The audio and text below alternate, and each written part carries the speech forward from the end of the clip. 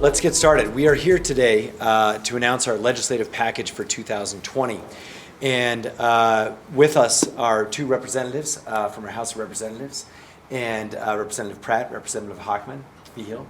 And also we have some city leaders who I think will be introducing them individually as they come up to speak. We also have our Vice President of Council, Cynthia Borrego, here as well. Now, for us, I think, let me begin with a little bit of catch-up. This is the time of the year when we work together with our friends in the legislature and we try and do what we can for what's best for central New Mexico, essentially, especially, of course, for the city of Albuquerque. But just being the way the different legislative districts work, there's about 40 or so legislators who represent Albuquerque. And naturally, because of the budget surpluses, there's lots of money in Santa Fe. And we know everyone wants to get investments in their own community, so we absolutely respect that. But we know that as a city, we are grateful for what our legislators did last year for the city of Albuquerque, what our governor did to help the city with respect to needed investment that we hadn't had from the state in years. And I believe there was one very good article that tracked the amount of money in past years and how we almost doubled that number last year. We know this, that as a city, it used to be the situation where Albuquerque was essentially soaking up resources from around the state, and there was a strong sense that we really had to help out pockets in our state that needed help, right? It was those who needed the most help should get the most help, and even when I was a state senator, this was very much the approach.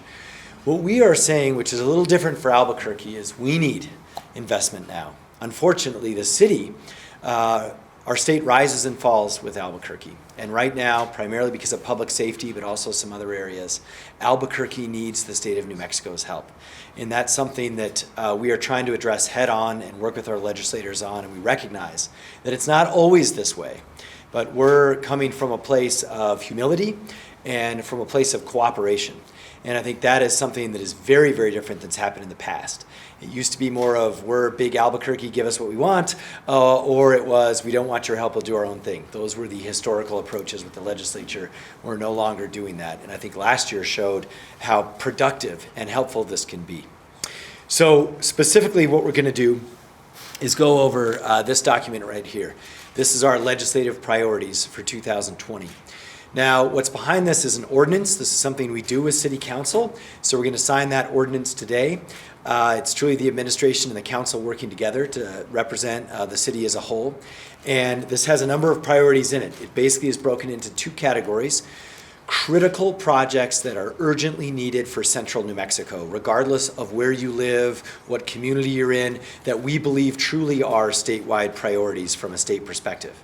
Then the other category is what you would normally expect, which is a lot of important projects, priority projects that we'd love to have help with, but they're not quite as critical as our statewide priorities, and we'll explain some of those differences here today.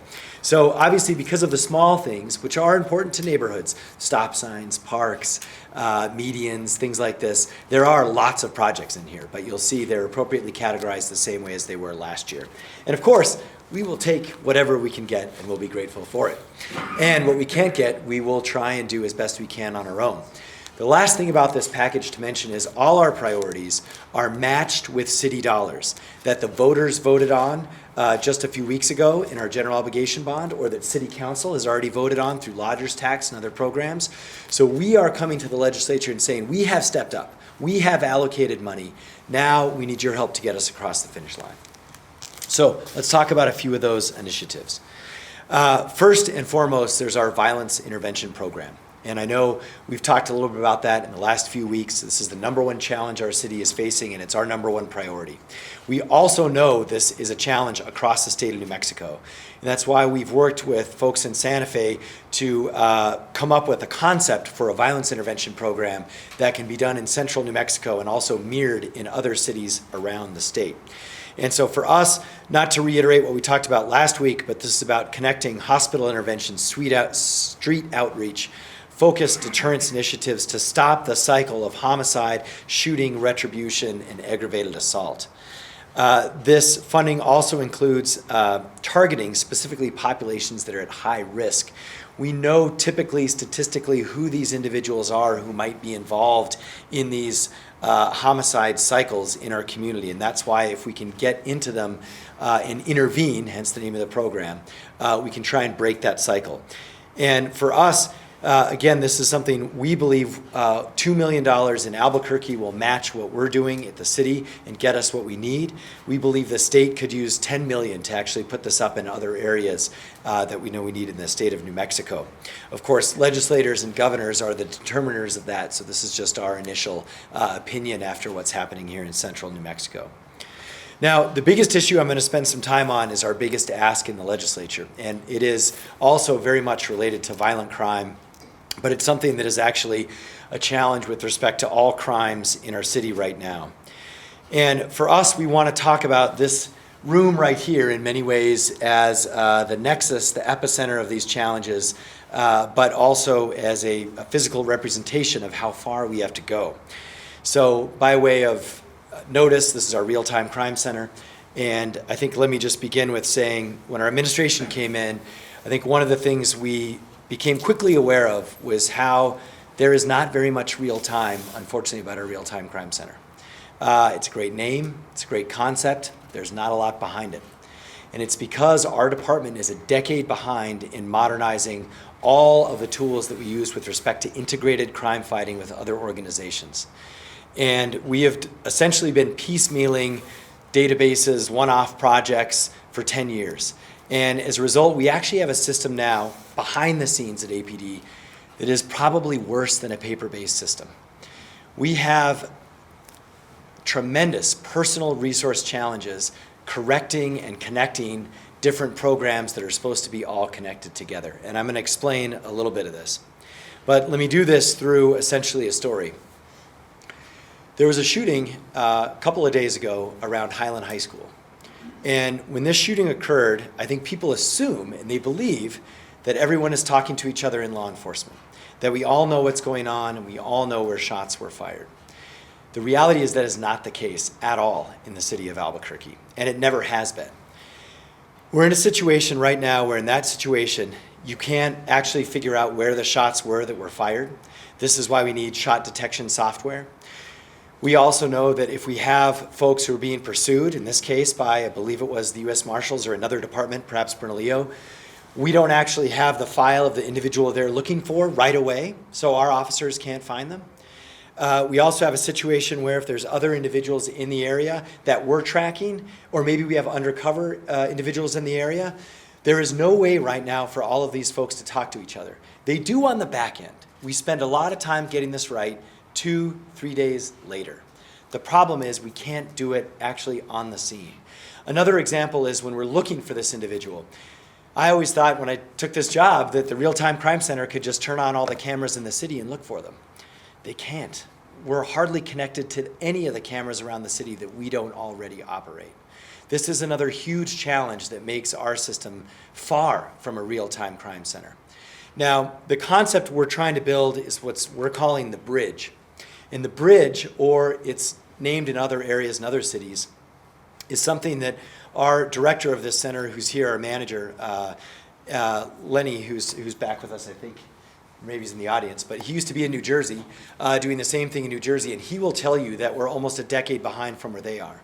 We know from our sister cities partnership in Chihuahua that even Chihuahua has something that is a decade ahead of us. If this incident at Highland would have happened in Chihuahua, Mexico, every single crime-fighting unit and every single camera in the area would have been alerted, looking for that individual, and they'd have known where those shots were fired. That's how far we have to go. So what we want to share with you today is the truth about what's happening behind the scenes at APD, and is that we are constantly scrambling to manually fix things that should be already occurring in the front end. People ask me all the time, why isn't APD doing this already? We should have been doing this already. But the reality is we have to do it as soon as we can, and that's what this legislative ask is about. Related to this, I want to talk a little bit about the statistics. I wanted to share quarterly crime statistics when I took office. I felt like that was a pretty low bar to meet. I felt like that's something that in the name of transparency, we should be able to do as a department. It turns out, and we discovered this problem, and we notified council of this problem a couple of months ago, we have deep challenges even in tracking statistics. And we have always had these challenges. Now we are just telling you about them, and we're owning up to them, and we are getting to work trying to fix these challenges. But let me give you an example of how this works. For example, let's say that there is a burglary, a break-in, a commercial break-in of 3 storefronts in Nob Hill. Right now, depending on how that's put together, there will be 3 different computer reports. But they might all be probably the same suspect, and we all know that. But it goes into the system as 3 different reports. And then we might have, typographical errors or something like that. The reports have to go back to the officers, all 3, and then back into our crime center. And then the crime center at some point realizes this is all the same case, right? It's 3 different locations of most likely the same person. And so let's investigate what is happening there. That process takes weeks right now because we have to have people manually fixing these forms. And so we also have this process of going back and forth to the front line and back up to databases that almost no other major department in the country has to deal with. This is because we have been band-aiding the back office problems at APD for 10 years, and we cannot do it anymore. That's why we are asking $20 million to create the bridge, the program behind the scenes to modernize our police department that we should have had for a long time. This means linking all the things that our police department does, especially with the other departments, from renovating the CAD system to the records management system to our video management program to allowing our cameras to do simple things like tilt and zoom to actually track people, which they don't do right now. It means also other upgrades from our laboratory information management to our evidence warehouse, our DNA equipment to license plate readers, another technology deployed in most cities that we are just playing catch up on. It also means dealing with our latent fingerprint section where we know we have a backlog in even processing fingerprints because of the antiquated equipment that we're using to do that. It also means doing this in a way that ties in directly with every other department. So in the name of sort of open data on the crime fighting side of the fence, we want to be able to do this in conjunction with the state in a statewide coordinated effort for all departments. Now, this also includes a couple of other pieces around, I mentioned, we've talked about our NIBINS program, but in that example at Highland, if we find those casings, getting the information from those casings to link the gun to where that gun was used in previous crimes, we can do it once we get the casings over to the lab, but then they've got to go over to the crime center, and then they've got to go back out to the officers in other departments. This, again, is taking days and weeks now, where most folks can do it, in some cases, within hours. That's where our city has to get to. So there's much more I could share about this specific initiative, but we're going to let one of our commanders speak a little bit to it, and we can take questions on it. I do want to talk, lastly, about some other things that are in our legislative package. We have identified, as we've announced, another priority around crosswalks and the investments that we need around our schools. Specifically, I believe there's either 9 or 14 targeted crosswalks, which is the exact numbers in the document, that we believe are urgently in need of all sorts of fixes. We are, again, as a city, already doing that at a couple of them, but we can only go as fast as we have funding for, and this is a great way for the legislator to help out with respect to public safety and keeping our children safe. This also involves related ADA accessibility issues in those areas. We also know that the worst traffic point, although there's always many in a city of our size, is definitely Paseo del Norte and the west side improvements out in Councilor Borrego's district. That now that we have road funding and so forth, this is a critical area also even for our connection points to the city of Rio Rancho that we've got to start investing in. We also are putting in for some additional funding for our Gateway Center for Homelessness Services. That's really about making that program be able to do more, especially when it comes to addiction and treatment. That's really what we want to have there as well in conjunction with UNMH. So that ask is also in there. Now, we know that in any city our size, there's obviously lots of projects, and there are some that are a little less serious and a little bit more fun, but nonetheless important investments for our city. So we are asking to fully fund a serious study that will get us some answers and some direction on how we can build a professional soccer stadium for the United. So we have a request in there for that study. We know legislators might also be doing something in terms of putting money away for actually building that, but we know as a city we've done this before with the Isotopes Park. The first step is to get the big league teams, the major league consultants in here to actually, all right, here's the site, here's the cost, here's the kind of stadium, here's what works for leagues. We've got to do this right. It's an expensive item, but it's the first and it's the only way to get started. You can't get started by just driving around town and looking for places to put a soccer stadium. So we're going to do this in the right way, and we're starting with the professional study. Now, two other projects that I do want to mention are also, of course, our Holocaust Museum has been looking for a home since it started. And so depending on where the legislature and, of course, the governor's at, we very much think the home for that should be in Albuquerque, and we believe they deserve a permanent home. And so we've added that as a request. Similarly, the African American Museum. This has been another long-standing challenge. The story of the African American community is something that is ready to go from a curatorial perspective, that the African American community has been ready to do for years. They too also just need a place where they can actually do that for our city on a regular, reoccurring basis.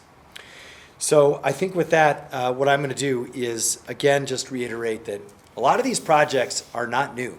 They're projects that we have known have been good ideas and have been needed for a long time. Fortunately, the state, and for the whole state of New Mexico, no matter where the funding goes, now at least there's some funding to invest in our state, and that's a good thing. And so as long as that money gets out the door and it goes to needs, that's what's good for New Mexico. But as mayor, I've got to fight for what we need in Albuquerque, and these are the priorities for the city of Albuquerque. So with that, I'm going to hand it over to the vice chair of our city council, Councilor Cynthia Borrego. Councilor.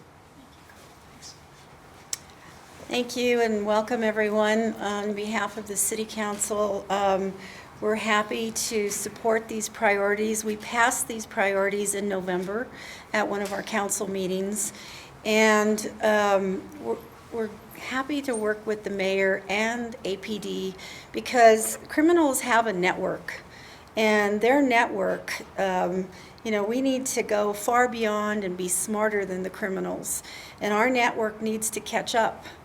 Our city has grown, and it continues to grow, and our public safety needs our help. They need the public's help, they need our financial help, and they need to catch up to other cities that are, have a handle on crime.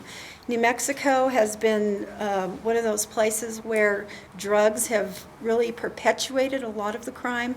So behavioral health is really important as well as public safety, but our communications network is critical to this effort. So I thank the mayor for bringing this to light to the council.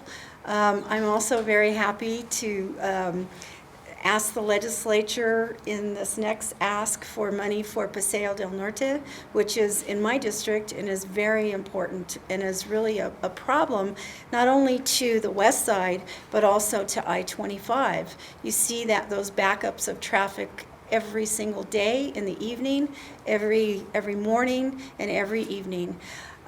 So public safety, our transportation system, and our mental health, behavioral health issues are paramount.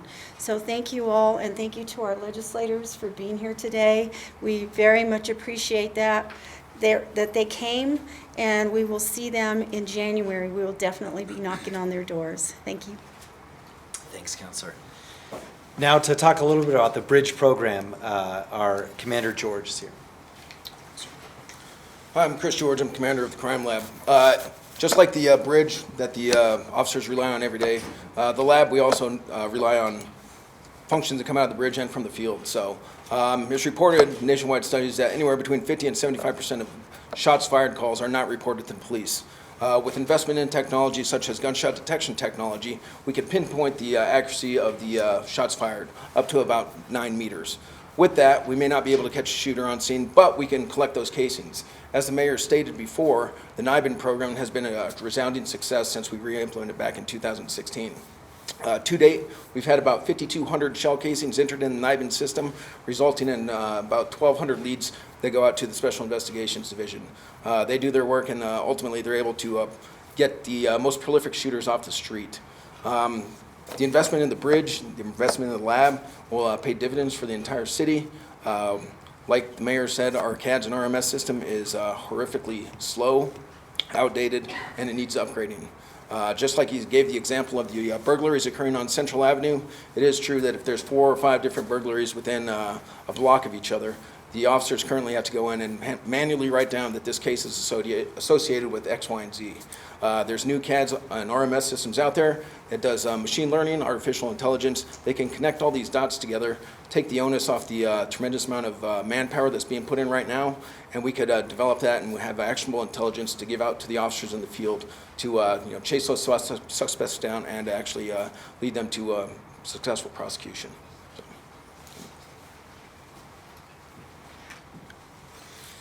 Okay, let me close with a few things before we sign our legislation, and then we'll take questions. Firstly, I want to mention that this technology, this modernization, is also critical for this challenge we're seeing with prosecution. And we don't want to speak for the courts or the DA system or the AG, but we know the better cases we can put together that we give them, the more likely these individuals are going to stay behind bars and eventually be convicted. So this is a very important piece of that general public safety and criminal justice system as well. Also, I want to mention that we know that the highest priority above this is still recruiting new officers. And I want to remind folks that this is something we have been talking about from day one. We have said from day one we need at least 400 more officers from the day I walked in. And we are actually so far meeting that commitment to get 100 officers each calendar year. And that process so far, our next 100 looks hopeful and optimistically like we're going to get those 100. But it takes 9 months plus to train up those new officers. So I just want to remind folks that in a good way, we are meeting our commitments with respect to new officers, but it is going to be a long road. We've identified that from the beginning. 100 a year is even a huge heavy lift, what we're doing right now. But so far, we're meeting that obligation, and that combined with what we're asking the legislature for, we believe truly will bring down crime in Albuquerque. But none of those are going to happen overnight. Lastly, let me just mention that, especially with respect to statistics, this administration, this department, we believe that when we find problems, we are going to identify them, we are going to share them with the public, with City Council, and we're going to work to fix them. And that is exactly what we found with our statistics over the summer. So I do appreciate this team that we have putting together. When they find problems, they came and shared them with us. I wish those problems never existed. We think they've been around for a long time, but we know that from the minute we identified them, we decided we were not going to hide them. We were going to share them first with City Council, and as soon as we have updated figures that we've fixed and we think are much more accurate, with the public, and we're planning on doing that, I believe, in 2 weeks. So with that, let's sign our legislative priorities, and then we'll do questions. Come on, Representative Pratt, you camp out there? Sounds good. Okay, so now would you like a pen? Do you have a legislative pen yet? I have no problem. They're fine. But I'll ask. Help me out. What's today's date? Today's the 2nd, Okay. December 2nd. All right. Counselor, do you want another one or no? You got enough? Okay, I'll give the representative the first one. Can you give one to him? Here, actually, I'm gonna give this Sure. to you. This is Check, you guys are regulars. Anyone else want the official thing? All right, okay, we'll get it out of here. Okay, good luck in the legislature, and legislators, we need your help. We need your help to make our city safer. That's what this is all about, and add some extra things it's time to invest in. All right, thank you guys very much. Good job, council. Thank you. Good job. Thank you.